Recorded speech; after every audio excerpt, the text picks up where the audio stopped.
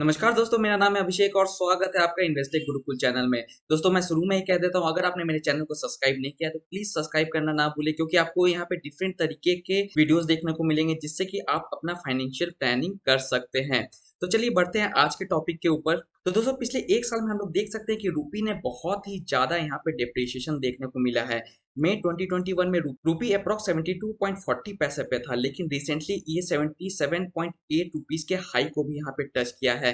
तो एक तरीके से देख सकते हैं कि पिछले 1 साल में रूपी में अप्रॉक्स 5 रुपए की गिरावट देखने को मिली है। और अगर पिछले सिर्फ 3 महीने की बात करें तो इसने 77 रुपीज़ 80 पैसा का हाई बनाया था और इसका लो गया था 74 रुपीज़ 62 पैसा का, यानी कि पिछले 3 महीने में ही हमने 3 रुपए से ज़्यादा की गिरावट रुपीज़ में देखी है। और इस गिरावट से हम लोग मार्केट में भी काफ़ी ज़्यादा प्रेशर देख रहे हैं और बहुत से ऐसे सेक्टर्स हैं जो कि बहुत ही ज़्यादा अफेक्ट हो रहे हैं रूपी के डेप्रिसिएशन से। तो आखिर रूपी में इतना भारी डेप्रिसिएशन क्यों आया है, इसके कुछ फैक्टर्स को हम लोग पहले जान लेते हैं। रूपी डेप्रिसिएशन के पीछे one of the major factor निकल के आ रहा है, वो है क्रूड ऑयल के बढ़ते हुए दाम। आप यहाँ पे देख सकते हैं कि फैब के आसपास ये जो क्रूड ऑयल था वो अप्रॉक्स 90 रुपीज़ के आसपास में चल रहा था, लेकिन अभी करंट इसका रेट देखिए तो वो 113 रुपीज़ का चल रहा है। और क्रूड ऑयल के प्राइस में अभी कोई भी गिरावट देखने को नहीं मिल सकती, क्योंकि रशिया यूक्रेन वॉर जो चल रहा है उसके ऊपर में कोई भी वर्डिक्ट नहीं आया है और फ्यूचर में ये वॉर कितना लंबा चलता है इसके ऊपर में भी कोई क्लैरिटी नहीं है। इसलिए जब तक ये वॉर चल रहा है तब तक हम लोग को क्रूड ऑयल के प्राइस में कोई भी इमीडिएट टर्म्स में कोई भी गिरावट देखने को नहीं मिल सकता है। लेकिन रूपी डिप्रिसिएशन के पीछे सिर्फ क्रूड ऑयल के बढ़ते हुए दाम ही एक फैक्टर नहीं है, इसके पीछे में बहुत सारे फैक्टर्स हैं। तो चलिए अब दूसरे फैक्टर की ओर चलते हैं। तो दूसरा सबसे बड़ा कारण है दोस्तों यूएस फेड के द्वारा इंक्रीज किया हुआ इंटरेस्ट रेट। यूएस फेड ने 4 ऑफ मई को 0.5% का इंटरेस्ट रेट हाइक कर दिया है। और ये जो इंटरेस्ट रेट हाइक किया गया है, ये हाइक इसलिए किया गया है क्योंकि यूएस में पिछले 40 साल में सबसे ज्यादा इन्फ्लेशन अभी देखने को मिल रहा है। और ये जो यूएस फेड ने इंटरेस्ट रेट हाइक किया है, इसका हमें लॉन्ग टर्म इम्पैक्ट हमें रुपी पे देखने को मिलेगा। इसलिए नियर टर्म में हम लोग कह सकते हैं कि रुपी आगे जाकर के कुछ ज्यादा ही फॉल करेगा। इसमें हम लोगों को कोई भी अच्छा रोल बैक देखने को नहीं मिल सकता है। और साथ ही साथ दोस्तों इन्होंने अपने इन्फ्लेशन को बीट करने के लिए 0.5% का अभी इंटरेस्ट रेट में हाइक किया है। लेकिन इनके और भी न्यूज को अगर हम लोग देखें तो आप यहाँ पे देख सकते हैं कि इनके तरफ से एक और नोटिफिकेशन आया है कि ऑटम में ये 0.75% का इंटरेस्ट रेट्स और भी हाइक कर सकते हैं, यानी कि आने वाले ऑटम में हम लोग इंडियन मार्केट को और भी ज्यादा गिरते हुए देख सकते हैं और इंडियन रुपीस को और भी ज्यादा डिप्रिशिएट होता हुआ देख सकते हैं। तो ये था सेकंड फैक्टर। अब चलते हैं तीसरे फैक्टर की ओर। और तीसरा सबसे बड़ा रीजन दोस्तों निकल के आ रहा है चाइना में बढ़ता हुआ इकोनॉमिक स्लोडाउन। जी हाँ दोस्तों, चाइना के रिसेंट डेटा को अगर हम लोग देखें तो चाइना एक बहुत ही बड़े रिसेशन की ओर बढ़ रहा है, जिसके कारण कि एक खौफ का माहौल आ गया है पूरे ग्लोबल मार्केट में और ग्लोबल मार्केट ही एक रिसेशन की ओर बढ़ता जा रहा है, जिसके कारण कि हमें रुपी में बहुत ही ज्यादा फॉल देखने को मिला है। क्योंकि चाइना में जो रिसेशन बढ़ रहा है उसके कारण इंडिया के एक्सपोर्ट्स के ऊपर में काफी ज्यादा इम्पैक्ट पड़ा है और क्योंकि एक्सपोर्ट्स में इम्पैक्ट पड़ा है उसके कारण हमें रुपी में डिप्रिसिएशन देखने को मिल रहा है। तो दोस्तों ये थे 3 मेजर फैक्टर जिसके पीछे में हमारा रुपी डिप्रिसिएशन छिपा हुआ है। और ये जो 3 मेजर फैक्टर है ये आने वाले लॉन्ग टर्म में हमारे रुपीस को अफेक्ट करेंगे और जिसके कारण कि हमारा मार्केट भी एक स्लो डाउन की तरफ बढ़ता हुआ नजर आएगा। लेकिन इस स्लो डाउन में और रुपी डिप्रिसिएशन में हमारे पास में कुछ ऐसे सेक्टर्स हैं जो कि इस रुपी डिप्रिसिएशन का बहुत ही अच्छे से फायदा उठा सकते हैं। और मेनली 2 एक्सपोर्ट ओरिएंटेड सेक्टर है, पहला है आईटी सेक्टर, दूसरा है फार्मा सेक्टर। ये दोनों आने वाले समय में ये जो रुपी में गिरावट आ रही है इससे अच्छा खासा फायदा उठाने को देख सकते हैं। और इसका मेन कारण ये है दोस्तों, क्योंकि आप देख सकते हैं क्या कि जितने भी आईटी सेक्टर्स हैं हमारे मेनली इन्फोसिस, टीसीएस, एचसीएल, विप्रो, टेक महिंद्रा, इनका जो भी एक्सपोर्ट है वो आईटी सॉल्यूशन आउटसोर्सिंग का है। और आईटी सॉल्यूशन आउटसोर्सिंग से इनको जो भी पेमेंट आती है वो डॉलर में आती है।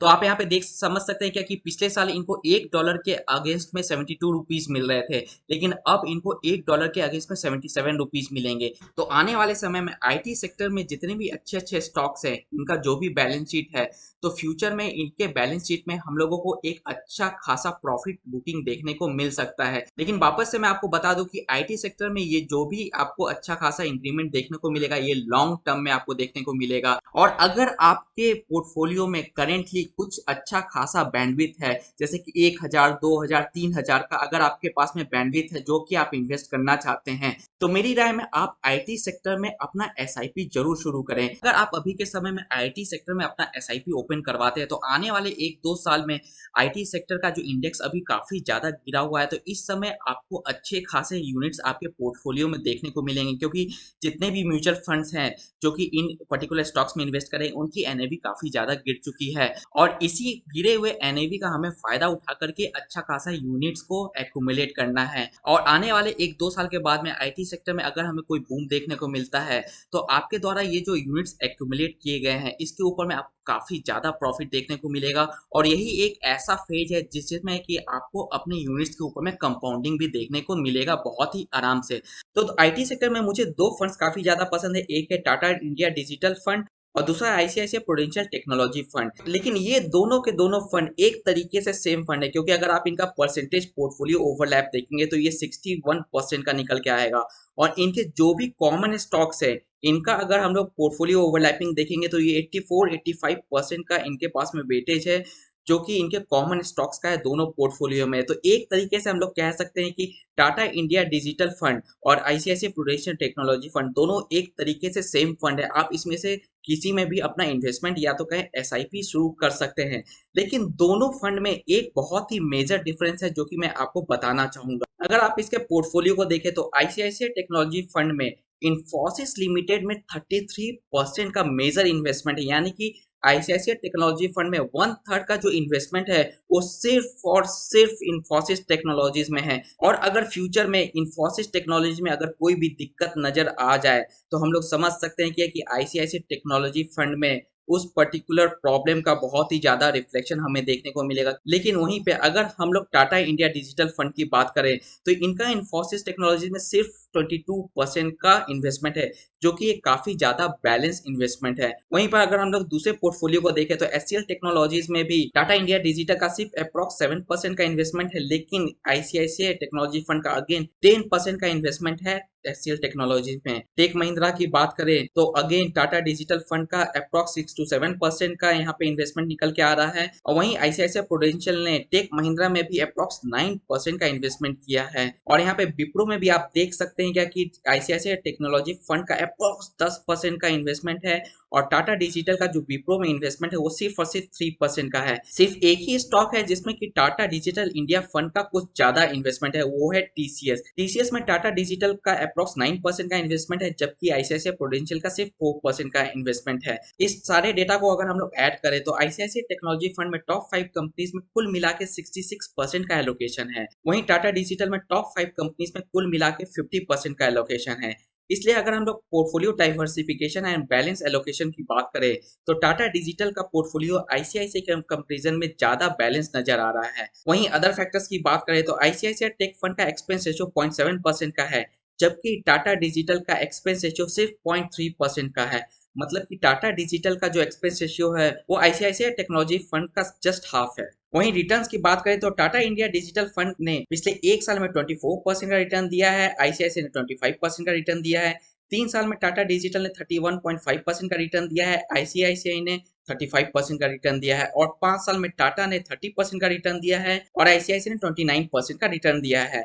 और जाते जाते एक और इम्पोर्टेंट फैक्टर मैं आपको बताता हुआ जाता हूँ, टाटा डिजिटल का टर्नओवर रेशियो सिर्फ 28% का है। इसका मतलब है कि एक साल में इनके पोर्टफोलियो में सिर्फ 28% स्टॉक्स में एलोकेशन को चेंज किया जाता है, जिससे ये भी कंक्लूजन निकल के आता है कि टाटा डिजिटल के फंड मैनेजर अपने स्टॉक्स को जल्दी जल्दी नहीं बेचते और बाई करते हैं और उनको अपने इन्वेस्टमेंट के ऊपर में पूरा भरोसा है, जो कि हमारे दिमाग में एक विश्वास जगाता है। जबकि आईसीआईसीआई टेक्नोलॉजी फंड का टर्नओवर रेशियो 78% का है, जो कि बहुत ही ज्यादा मैसिव है और जिससे साफ पता चलता है कि आईसीआईसीआई टेक फंड के फंड मैनेजर्स अपने पोर्टफोलियो में रैंडमली बहुत ज्यादा चेंज करते हैं, जिसके पीछे बहुत से छुपे हुए कारण भी हो सकते हैं। तो ये सारे फैक्टर्स है दोस्तों जो कि मैंने आपके सामने क्लियर कट रख दिए। अब आपको खुद से डिसाइड करना है क्या कि आपके लिए कौन सा टेक्नोलॉजी फंड बेहतर है, टाटा इंडिया डिजिटल फंड बेहतर है या आईसीआईसीआई टेक्नोलॉजी फंड बेहतर है। तो आशा करता हूं दोस्तों आज का वीडियो आपको पसंद आया होगा। इसी तरीके के एजुकेशनल और इन्फॉर्मेशनल वीडियोस के लिए हमारी टीम के साथ में जुड़े रहें, तब तक के लिए दोस्तों खुश रहें, स्वस्थ रहें एंड कीप इन्वेस्टिंग। जय हिंद।